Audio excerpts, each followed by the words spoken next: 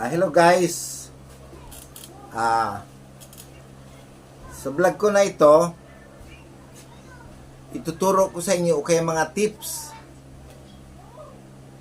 Hindi akin na ideya to. Nakita ko lang sa nadaanan ko lang sa page na ibang pero alam ko marami hindi pa nakakaalam nito.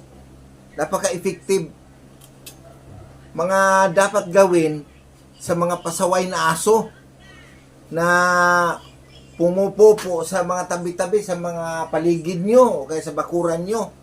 Yung mga pinapabayaan lang ng mga may-ari, yung mga asong mga pasaway, mga gala, na kung saan-saan lang nagpupupo sa... Minsan, magising na natin sa umaga, nandiyan sa may... Pagbukas natin ng pintuan, nandiyan yung mga pupo nila eh. Kaya, pasaway. Mga pasaway talaga. Pati may-ari, pasaway. Kasi hindi nila kadina o hindi nila may hinahayaan lang nila. Pero ganun talaga sila. Ito, tips to, na pag ginawa nyo to, hindi na sila pupupo doon sa paligid nyo. Ang gagawin nyo lang, ilagay nyo to, ito, napakasimple lang. Itong ang bibili nyo, ito ganito Alam nyo ba yung anyel Ito anyel Yung nilalagay sa mga biki, itong ganitong kulay. Anyel ang tawag sa amin ito sa Cebu eh. Tapos ihahalo nyo sa tubig. Lagyan nyo lang ng ito, ganito sample Anyel to napakamura lang.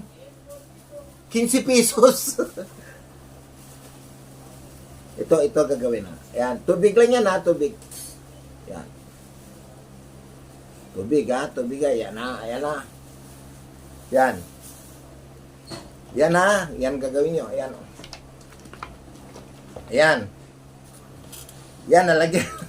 Yung tubig sa puso o sa gripo, lalagyan nyo lang ng anyel. Bumili kayo ng anyel, halagang 15 pesos, napakarami ng magagawa. Ang mangyayari, ganito, lahat. Ayan, ito ang mga nagawa. Nalagyan ko na ng anyel to. Ayan. Ayan, nalagyan ko na siya ng anyel. Ayan Simple lang, yung kuha kayo ng bakanting bote, kahit anong bote ng mineral, tapos lagyan nyo ng tubig sa gripo, then bumili kayo ng anyel, lagyan nyo nito, ilagay nyo ng ganito, bili kayo ng halagang 15 pesos. Hindi nyo mabibili sa mall to, sa mga ordinaryong tindahan lang, mga nagbibinta ng tawa, sa mga nandiyan lang yan, sa mga palipaligid, mga sari-sari store. Ngayon, pagkalagay nyo nito, ang gagawin nyo, kung saan madalas magpupo ang mga aso, mga pasaway sa gilid ng mga bahay nyo, ilalagay nyo to doon. Yung pagdating nila, makikita nila yan. Ewan kung anong meron itong anyel na to. Hindi na pupupo ang mga aso pag nakita ito. Noong una, hindi ako naniniwala, pero nung matisting ko, napaka-effective. Grabe. Isang linggo na ngayon, wala ako nakikitang pupo kasi nilagyan bawat paligid sa amin ng ganito. Papakita ko sa inyo mamaya. Isang linggo na, bawat gilid yan, nilagyan ko sa gitna, sa gilid yan. Basta pag dumating yung aso, makikita kaagad nila ito, atras na sila. Iwan ko kung anong merong kapangyarihan itong anyel na to. Pero nangyari, nasubukan ko. Kaya itry nyo.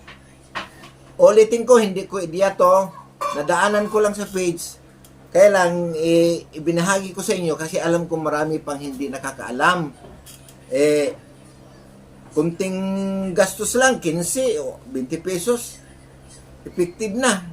Hindi ka na mapipresyo, wala ka nang wawalisin, wala ka nang dadaspanin ng mga pupo ng mga aso. Ganun lang kasimple. Ito ang mga finished product na Ayan Ayan Tandaan nyo. Pagkagawa nyo ng ganito, ilagay nyo doon sa mga kung saan sila madalas pumunta ang mga asong gala doon. Ilagay nyo yung paglapit nila, makikita kaagad nila ito.